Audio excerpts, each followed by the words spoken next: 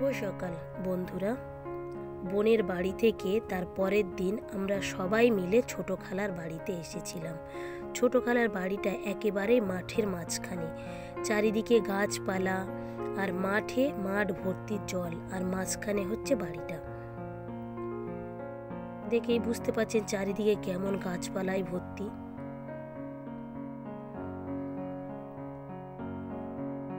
প্রচুর বৃষ্টি হয়েছিল তখন এই সব জায়গাগুলো জলে পুরো ভর্তি হয়ে গিয়েছিল।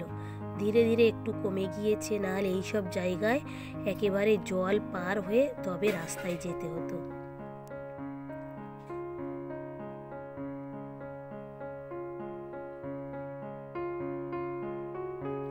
গরমের সময় যদি আমরা আসতাম, বর্ষাকালে না এসে, তাহলে মাঠগুলোতে ভেন্ডি, টমেটো এই সব বাগানে ভর্তি থাকতো।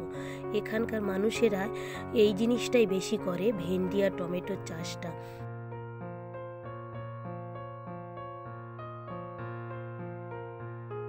আমার খালু আব্বা ফলের কারবার করে, তাই বাড়ির চারিদিকে শুধু খালি ফলের ট্রে দেখতে পাবেন। অতিরিক্ত বর্ষার কারণে ওদের যে বাড়ি ছিল, বাড়িগুলো ভেঙে গিয়েছে, তাই আবার নতুন করে বাড়ি তৈরি হচ্ছে। আসতে আমাদেরকে নাস্তা দিয়েছিল, আমরা অল্প অল্প করে একটু খেয়েছিলাম। অনেক কিছু রান্নাবান্নাও করেছিল। সেই সমস্ত খাওয়া দাওয়া করে মাঠের এক সাইডে গিয়ে আমরা সবাই বসেছিলাম।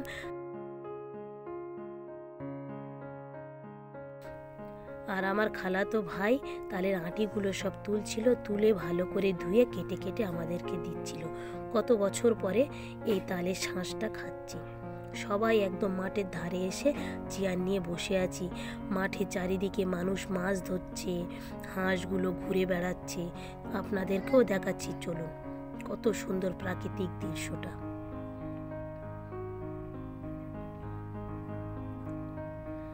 খালামারা খালে আবার মাছ ধরার যে যন্ত্র থাকে, সেই যন্ত্র পেতেছে। খালাতো বোন এবং তার স্বামীগুলো যাবে ওখান থেকে মাছগুলো ঝেড়ে নিয়ে আসতে। কতটা পড়েছে তাই। চলুন আপনাদেরকেও দেখাবো। কাছাকাছি হয়তো যেতে পারবো না, দূর থেকে দেখাবো। এই যে একটা মেয়ে আসছে হাতে ডাবর নিয়ে কলে যাচ্ছে, ঠিক এরকমভাবে আমাদেরও রাস্তাঘাটগুলো যখন কাঁচা ছিল, বিকেলের সময় আমরাও এরকমভাবে সবাই দল বেঁধে ডাবর নিয়ে যেতাম পানি আনতে। ওই খালের ওই জায়গায় ওরা মাছগুলো ধরেছে, ধরে নিয়ে আমার খালাতো বোন একটা পাত্রে করে নিয়ে আসছে। দেখি চলুন কতটা পড়েছে। অনেকটাই জল বলে আমরা নিচে নামতে পারলাম না, কারণ ভয় লাগছিল সাপ এবং জোঁকের দিকে। দেখুন মাঠে কতটা হাঁস কিন্তু চড়ে বেড়াচ্ছে।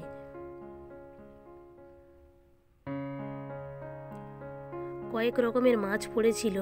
এখানে পড়েছিল বাটা মাছ, পুঁটি মাছ, চাঁদা মাছ, একটা বড় বান মাছ ছিল, তোড়া মাছ, ভেটকি মাছের বাচ্চা ছিল, কাটকই ছিল, হজবরলা বা যাকে বলে, মানে বিভিন্ন রকমের মাছ এতে পড়েছিল।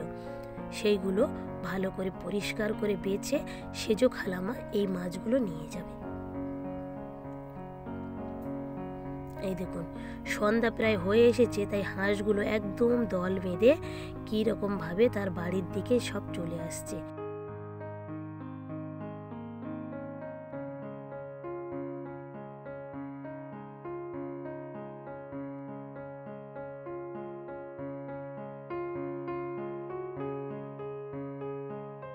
খাওয়া করে আমরা আবার রাতের বেলা বোনের বাড়ি যাচ্ছিলাম।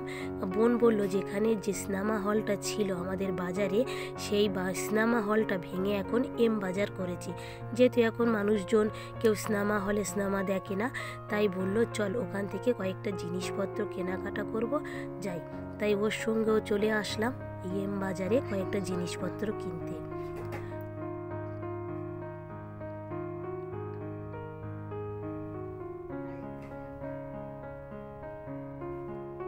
তবে আমি যেখানে ঢুকে দেখলাম যে প্রত্যেকটা জিনিসে প্রচুর পরিমাণে দাম বেশি। এমনি মার্কেট থেকে কেনার থেকে এখানে দামগুলো অনেক বেশি করে সব দেয়া আছে। প্রত্যেকটা জিনিসের পিছনে তার রেটগুলো ফেলা আছে, আপনারা যে যার মতো দেখেও নিতে পারবেন। তবে এখান থেকে কেনা কোনো অংশেই লাভ নয়, পুরোটাই লসের খাতায় রান করতে হবে। তবু ওখান থেকে কটা জিনিস একটু পছন্দ হয়েছিল, নিয়েছি।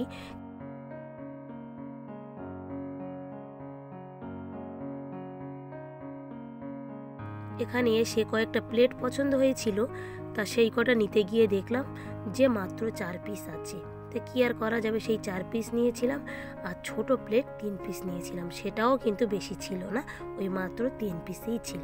আর নেওয়া হয়েছিল একটা হেয়ার ড্রাই, সেটা আর আপনাদেরকে ক্যামেরা বন্দি করতে ভুলে গিয়েছিলাম।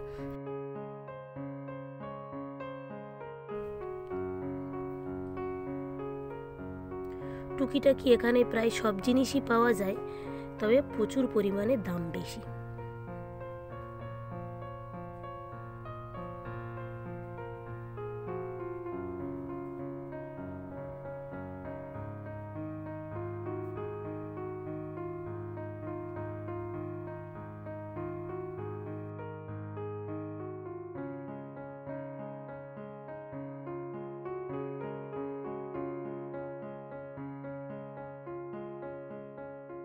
বড় মেয়ের জন্য একটা জামা প্যান্ট কেনা হয়েছিল, কিন্তু এখানে ভিডিও করতে তখন মানা করে দিয়েছিল, তাই আর ভিডিওটা করা হলো না।